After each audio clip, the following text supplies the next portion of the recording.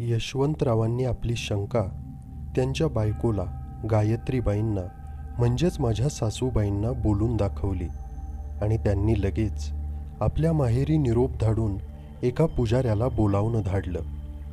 यशवंतरावांना आपल्या बायकोवर पूर्ण विश्वास होता आणि लगेच दुसऱ्या दिवशी पहाटे 5च्या सुमारास 2 पुजारी बैलगाडीतून हजर झाले. ज्या क्षणाला त्या पुजाऱ्यांनी त्या ठिकाणी पाऊल ठेवलं तोच एक वादळ उठू लागलं. इतका वेळ शांत असणारा वारा बेभानपणे वाहू लागला. पक्ष्यांच्या केलबिलाटाचं रूपांतर भेसूर रडण्यात झाले आणि अचानक कोणाच्या तरी विचित्र हसण्याचा आवाज ऐकू आला. पुजाऱ्यांनी त्यांच्या खांद्यावर लावलेल्या झोळीत हात टाकला आणि काही पवित्र मंत्र उच्चार करून मुठीत असलेली राख आजूबाजूच्या त्या भयान वातावरणात फुंकली. ती राख फुंकल्यानंतर आजूबाजूचा परिसर भयान शांततेखाली गेला. जणू यापूर्वी काही झालंच नव्हतं. आणि हळुवारपणे पुजाऱ्यांनी घरात प्रवेश केला आणि यशवंतरावांना जवळ बोलावलं. तोपर्यंत सासूबाई आतून पाणी घेऊन आल्या. तोच यशवंतरावांनी नकारार्थी मान हलवली. पुजारी बोलू लागले, आम्ही इथे तुम्हाला सहाय्य करायला आलोय. तुमच्या बाबांचा निरोप मिळताच आमची इथे रवानगी झाली. त्यातील एक पुजारी सासूबाईंकडे पाहून हे बोलत होता आणि हे ऐकताच गायत्रीबाईंचा जीव भांड्यात पडला. चला, आपल्याला अजून खूप तयारी करायची आहे, कारण ही बाई साधीसुधी नाही. हे काहीतरी वेगळंच प्रकरण वाटतंय, दुसरा पुजारी यशवंतरावांना म्हणाला. यशवंतरावांनी चिंतेत विचारलं, बाबा तुम्ही आम्हाला सविस्तर सांगू शकता का? ठीक आहे, असं बोलून पुजाऱ्यांनी कमळाच्या इथे येण्यापासून ते तिने गंगावर केलेल्या वारापर्यंत सगळं अगदी जसंच्या तसं सांगितलं.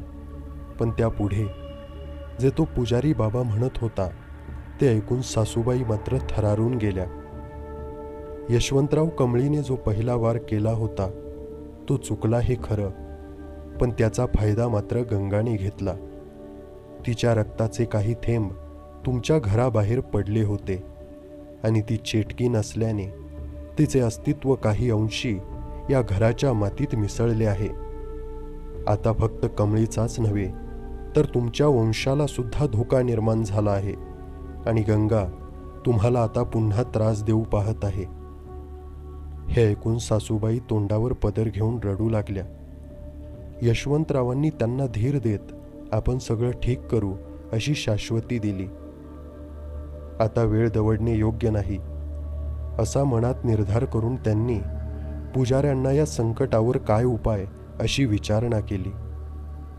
सध्या गंगाजवळ असलेल्या शक्तींचा तोड आपल्या कुणाकडेच नाही, कारण तिचा मूळ उद्देश, मूळ हेतू काय आहे हे आपल्याला अजून तरी ठाऊक नाही.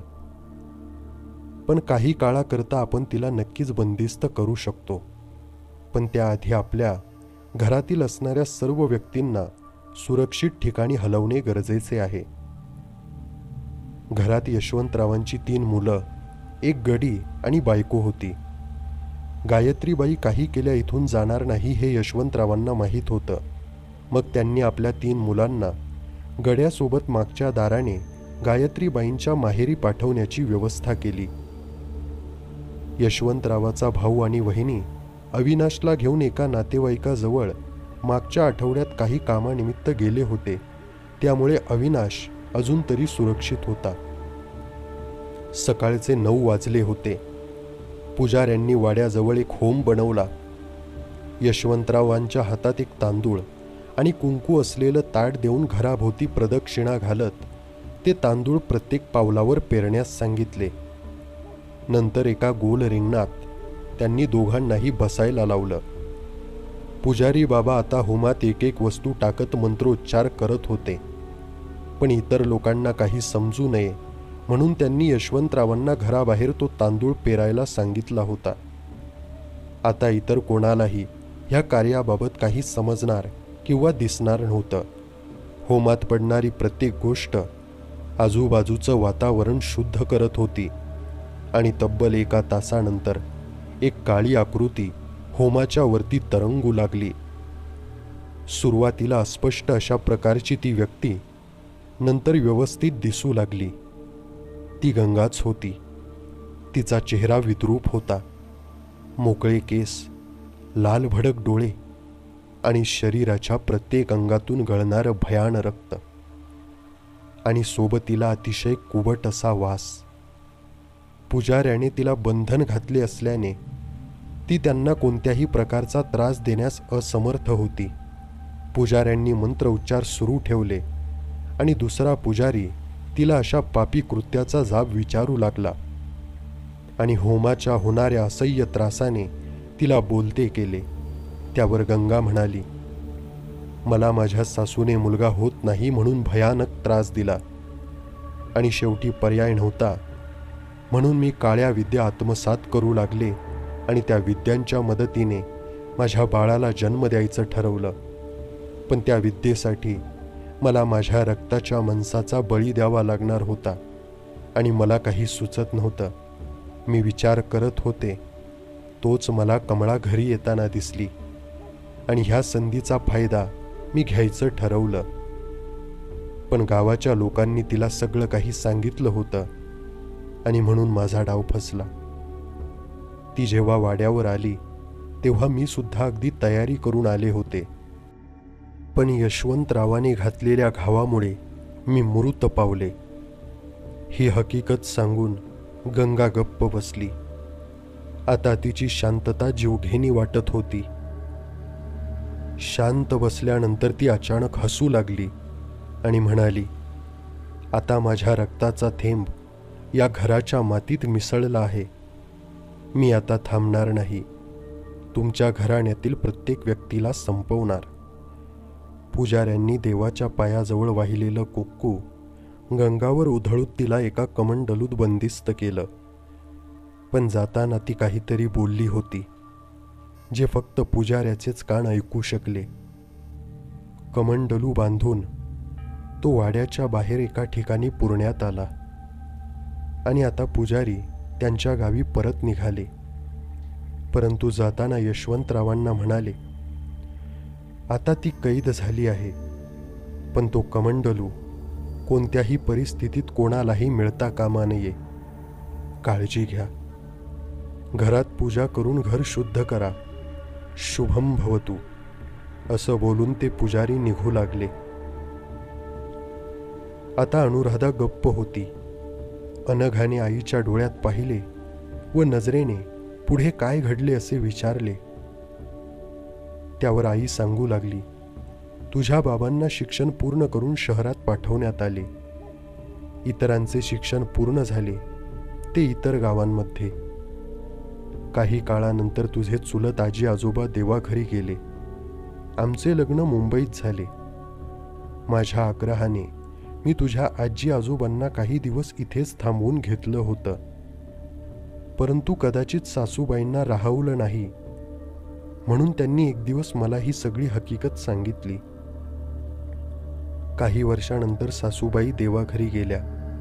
मी आणि तुझे बाबा सासऱ्यांना भेटायला गावी गेलो तेव्हा तिथेच त्यांनी तुझ्या बाबांना तू इतर भावंडांना भेटू नये अशी सक्त ताकीद दिली.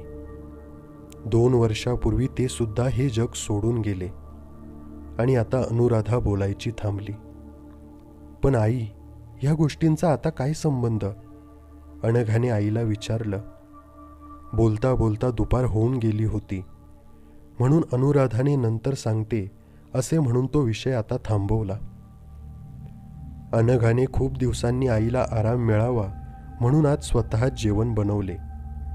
दोघींनी छान गप्पा मारत जेवण झाल्यावर पुन्हा तो विषय काढला. अनघाला राहावत नव्हतं. सायंकाळी देवाजवळ दिवा लावून ती अनघाला म्हणाली, तुला आठवतंय का, तू मागच्या महिन्यात काही कामानिमित्त आपल्या गावाच्या पुढच्या वाडीत गेली होती. अनघाने आठवतंय असं करून होकारार्थी मान डोलावली. पण आई, आपण गावात प्रवेश केला नव्हता. अनघा उत्तरली, अगं तू तिथे गेली नाही, पण तुमची बस परतीच्या वाटेला आली असताना आपल्या गावाच्या वेशीवर ती थांबली असं तूच मला सांगितलं ना? अनुराधाने विचारलं. आता मात्र अनघा विचारात पडली. हो आई, पण काही वेळातच ती दुरुस्त झाली आणि आम्ही तिथून निघालो होतो. अनुराधा थोडा गंभीर भाव आणून पुढे बोलत होती.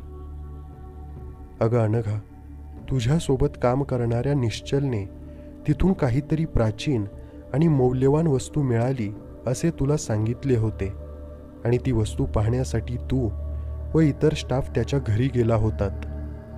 ती वस्तू एक कमंडलू होता. हा तोच कमंडलू. काही दिवसांनी अचानक निश्चलची आई गेली. त्याचे कारण तो कमंडलूच होता. तुझ्या बाबांनी शहानिशा करून घेण्यासाठी निश्चलची भेट घेतली आणि तिथे पोहोचताच गंगाने निश्चलला संपवले आणि नंतर तुझ्या वडिलांवर प्रहार केला. पण त्यांच्या नशिबाने ते वाचले. अनुराधाच्या अश्रूंचा बांध फुटला आणि ती घडाघडा रडू लागली. अनघाने तिला जवळ घेऊन सावरले आणि पाणी आणून दिले. बाळा, आता ती बाई आपल्या जीवावर उठली आहे आणि तिलाच थांबवण्यासाठी मी तुझ्या काकांना तातडीने बोलावून सगळं सांगितलंय. ते लवकरच ह्या सर्वावर काहीतरी उपाय करतील. अजून 2 दिवस जाऊ दे. तुझे बाबा आता लवकरच घरी येतील, अनुराधा बोलली. अनघासाठी हे अनपेक्षित आणि अकल्पित होतं. पण परिस्थिती अशी होती की तिला काहीही करून हे थांबवायला हवं होतं. निश्चलचा मृत्यू झाल्यामुळे त्या बाईची ताकद दुप्पटीने वाढली होती. पण निश्चलच्या मृत्यूचे कारण समजल्यावर अनघा खूप दुःखी झाली होती. शेवटी कुठेतरी ती स्वतःला त्यासाठी जबाबदार ठरवत होती.